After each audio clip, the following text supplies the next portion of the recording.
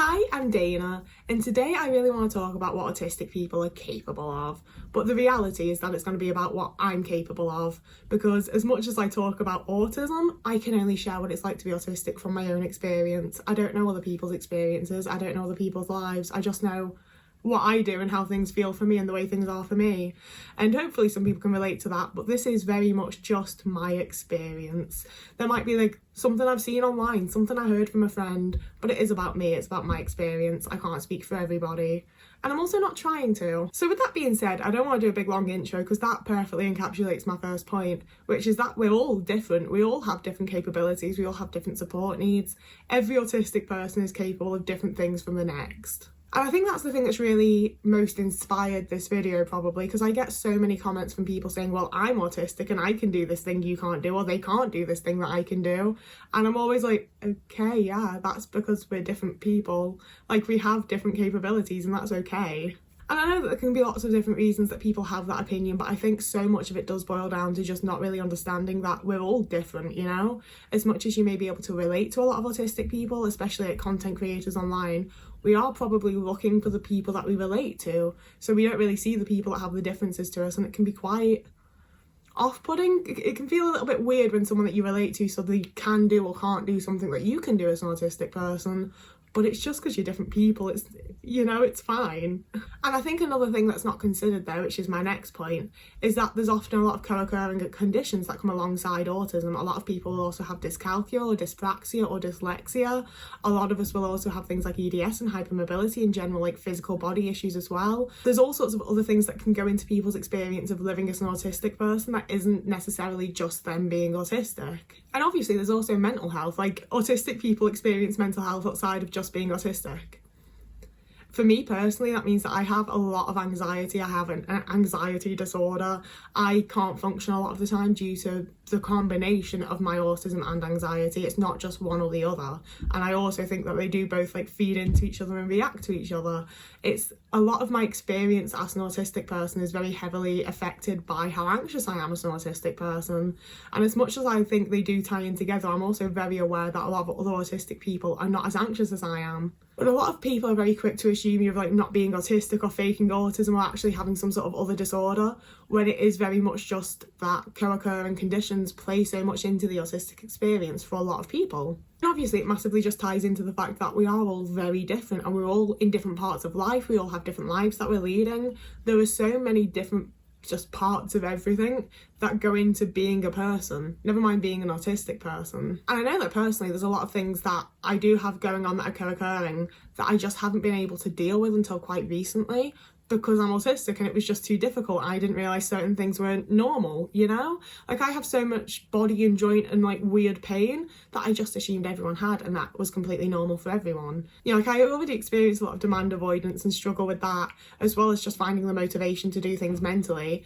And then add in that when I stand up, my joints crack and it hurts. I don't want to stand up. I don't want to do the thing. I'm having sensory issues with the thing. It all ties together to just make life that little bit more difficult. So even though a lot of things aren't due to being autistic, they still play into the autistic experience. My next little point is masking, burnout and limitations, and I'm bundling them all together, but they are kind of three separate things, because I was a lot more capable in my teen years than I am now.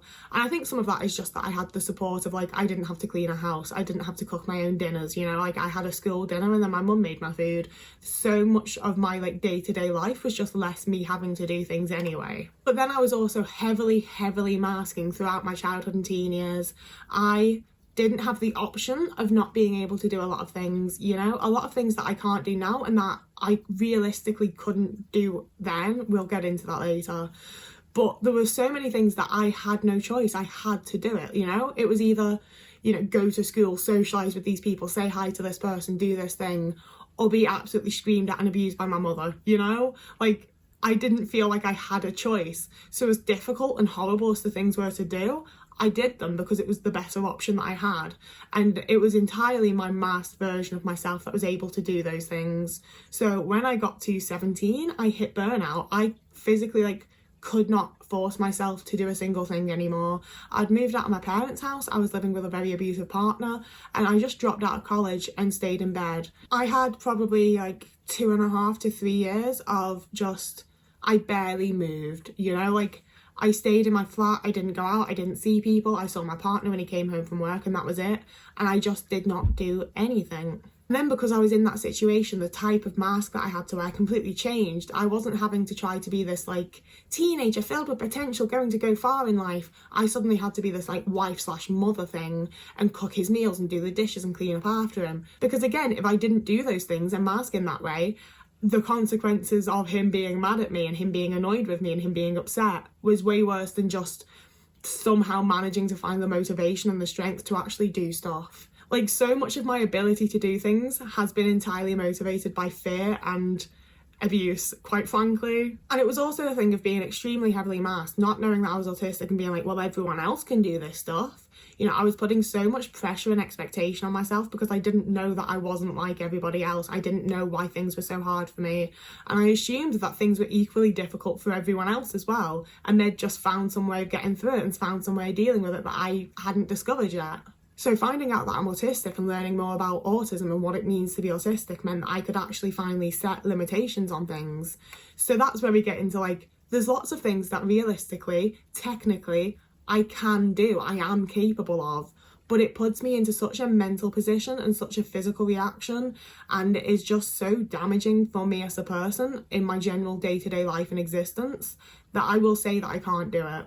And there's some things that I very genuinely can't. There's times that I struggle to speak and I can't get words out. I can't speak to people. You know, if I'm overwhelmed enough in a situation with strangers, I'm physically unable to speak and communicate with them. And there's things that I actively do that I realistically can't do.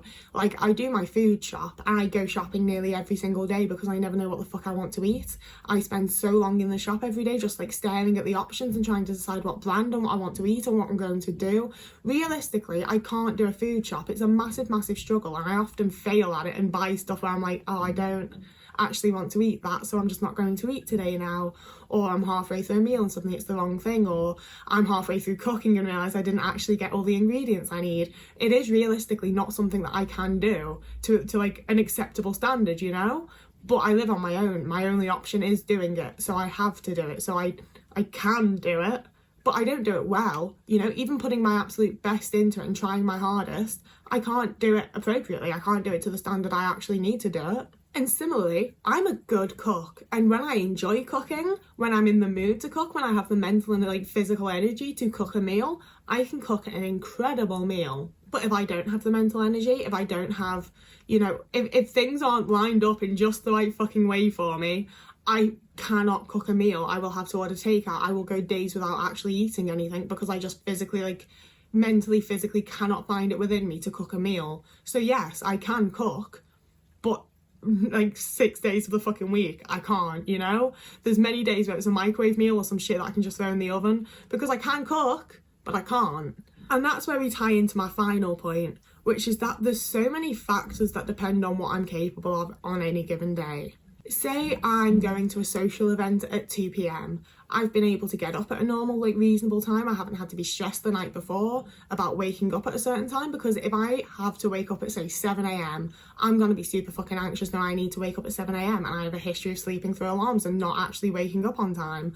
So I will get very, very anxious about going to sleep in order to wake up. So then I don't sleep well. So then I'm waking up real tired if I've actually slept at all. So if the event's later in the day, I can get a good amount of sleep, and it will be a good quality of sleep because I'm not so anxious about having to wake up at a certain time. It's later in the day, so I can get up and do my morning routine, like the scoops, do the dishes, sort my clothes. You know, I can take things at my own pace and do the things that I usually do to not have the lack of routine scritching at my brain. Like, I saw someone describe recently that obviously a lot of people think that autistic routines are that, like, I wake up at 7 a.m, I have breakfast at 7:30, I do this at 8. And I've never had like a set time routine like that. It's very much like, these are the things that I do in a day. It doesn't matter really when they happen or how they happen, but they're the things that I do in a day, and I need to have them done. And especially the things on my morning routine, they need to be done in the morning. Sure, I could come home after the thing and do them, but it will be on my brain, and it will be this added anxiety, and I can physically feel it when my routine hasn't happened. It's horrible. It's really not nice. So if I can get up at a reasonable time, have had good sleep because of that, I've been able to do my morning routine, I will then go to that social event at 2 p.m. and be like, hi, I'm Dana. How's everyone doing? How's it going? I can I wouldn't say necessarily mask, because I've done a lot of work on unmasking and I'm still myself when I'm at these things, but I'm able to like put on, again, it's not even like the extroverted version of myself, but it's not the like complete anxious, don't speak to me, I'm not going to be able to reply version of myself that it is if I've had bad sleep, if I've had to wake up super early and miss my morning routine. You know, like there's so many things that go into what I'm actually capable of, even in regards to just being a person. And it's also the thing of like, what else have I had in that week? You know, if I had something the day before, I probably won't be able to do something the day after. You know, like I only do like one appointment in a day, if I even do an appointment in a day, and I cannot have 2 days of appointments. And I'm talking like even when it's fun things, even when I'm like seeing friends and hanging out with people I actively like and don't mask around, you know? I require a lot of recovery time and downtime and preparation time. So if I can't get that, I massively struggle, and the chances are I won't be able to speak, I won't be able to like actually function as a person and pay attention to my surroundings. I'll be having severe sensory issues, like more so than usual. It's so variable, and I have to do so much to try and just keep my life in order enough that if anything does pop up, I'm actually